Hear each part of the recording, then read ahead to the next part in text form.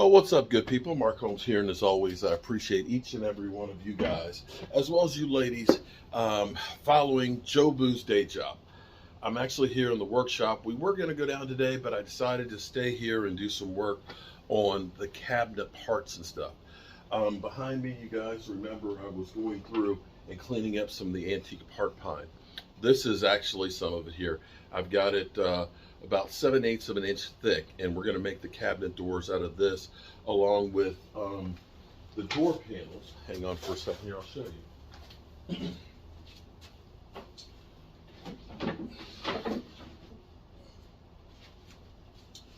We took apart some of the doors that we couldn't reuse, but we took the panels out and we sanded them out. So these are going to become the panels for our island bar.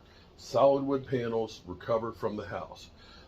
You'll notice that we have just some regular clear pine that we're going to use to make the doors that are going to be painted. I did not want to paint, and I did not have enough wood to be able to do all the doors for those cabinets. You know, those are the black ones, but I black painted ones with, actually it's a black charcoal color. But the island bar, of course, we're going to have the raised panel doors, so we'll be using these panels, of course, for them. Nice solid 1/4 inch plain down milled up. And we're going to take these pieces, some look better than others, but we've gone through and we have got them all consistently the same 7/8 of an inch thick. What we're going to do is we're going to use our shaper over here, and we're going to cut a groove into it. That way the door panel will go into this, and then as we get our measurements for the side pieces, there'll be a tongue that'll go into it with glue, and that's all it'll be that'll hold that up. So we're going to be doing all of these. For these, we're going to use birch plywood. It's a nice smooth panel, 1/4 inch, for those. Now, another thing we're going to do, we're going to be doing a lot of work on the shaper, is over here you see I have some poplar. This is 1 1/8 inch thick, which is okay for the doors that I'm doing because we're using the box locks. These I'm going to actually make doors for the bathroom and for the closets over there. So what we're going to do is we're going to end up using a stile and rail set that I have in here to go ahead and cut basically the profile on here. Then we will have our cross pieces and stuff.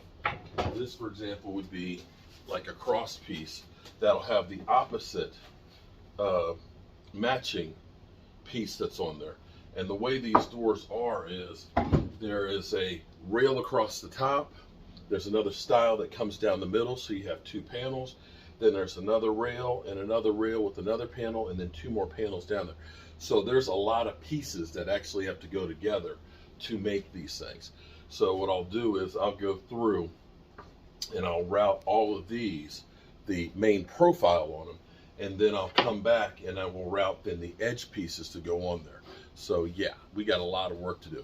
And if you don't know what a shaper is, if you know what a router table is, a router table is using router bits. And it's great because you have a handheld router, you can go around and do your profiles. Or when you mount it, then you have a fence and things, you can do stuff. A shaper is basically the same thing, but it's a lot bigger and a lot heavier duty. This piece right here, this is actually a Delta Extreme, and unfortunately Delta's gone out of business. I've had this thing for probably about 18 years. This is a 3 horsepower shaper, and I can put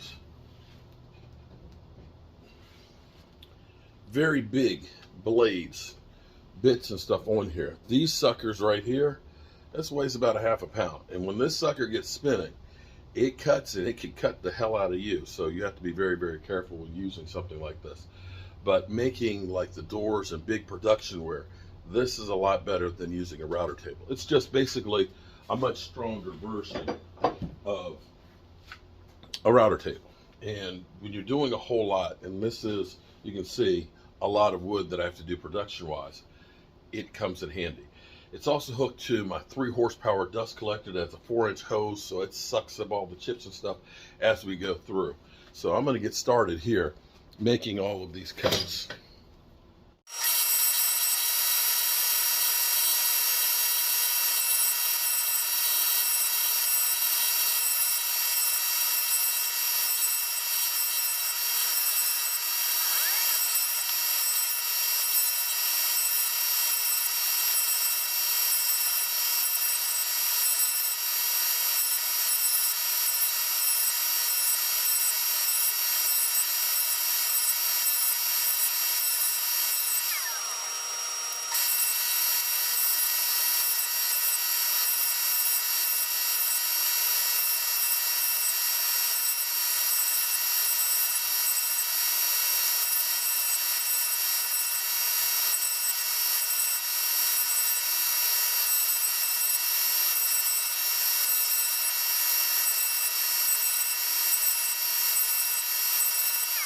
Man, that's a lot of pieces there. So we have all these milled up. We've got our groove in here for our panels to go in. These I'm actually going to take with me, and I'll finish doing I left the measurements down there.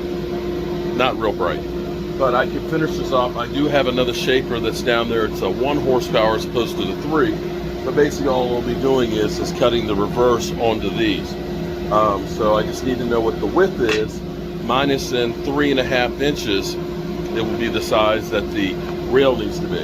In the meantime, I'm going to set up the shaper so that way we can go ahead and mill those pieces. So there's plenty of work to do here. Okay, so here's what we have. We have this set of bits that will go on the shaper that's going to cut out the frame of the door and put us our groove for our panel to go in. And then this is the opposite of it that's going to go on the ends. So what happens is when we put this all together, they'll go together like that. In fact, this is the wrong wing here for it. But you can see how those two pieces will go together. So that's what we got to do. So first thing, we got to get the same bit. That's the wrong one. The right one's actually on here.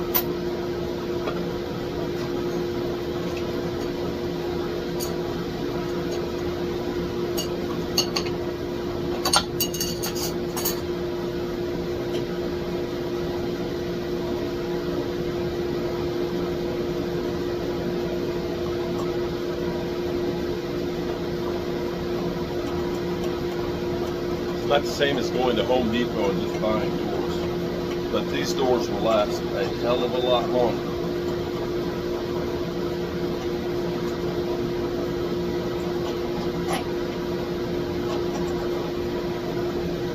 And that's the right size one. So we'll end up putting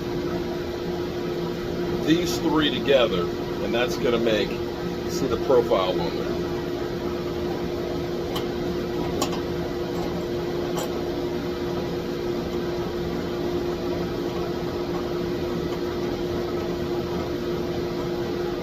This is where having the shaper is better because it weighs so much. It's very, very stable, and the 3 horsepower is plenty to turn this steel, and will cut a really smooth cut.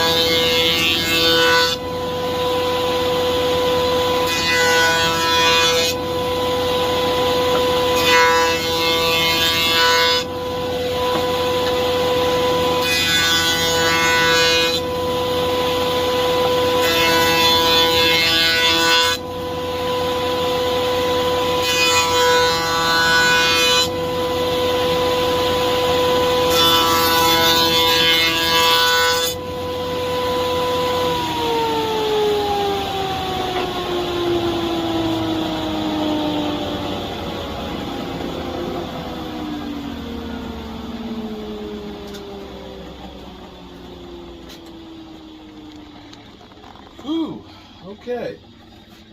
So now we have all of our panels cut for our doors. So now it's just a matter of gluing and clamping all that. There will be no glue on our panels, but you can see the bevel on both sides of these, and you can see how they'll fit into the groove, but they'll be able to float in there. So that's the look.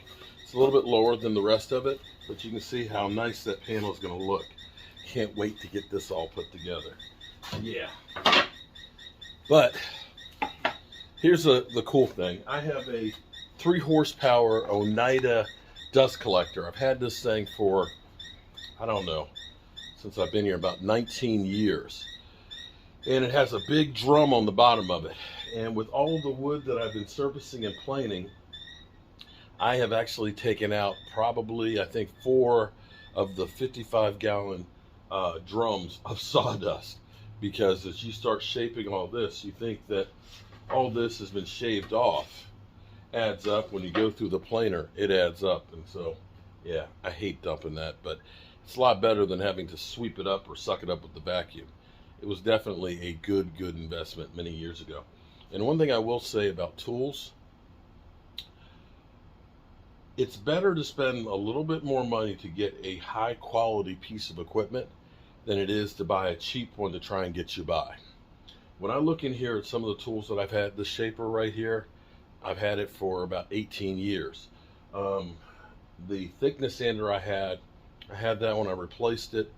Had that one for probably about 16 or 17 years. My drill press I've had for 30 years. So buy good tools. They will last. And they will go through and eat up some wood.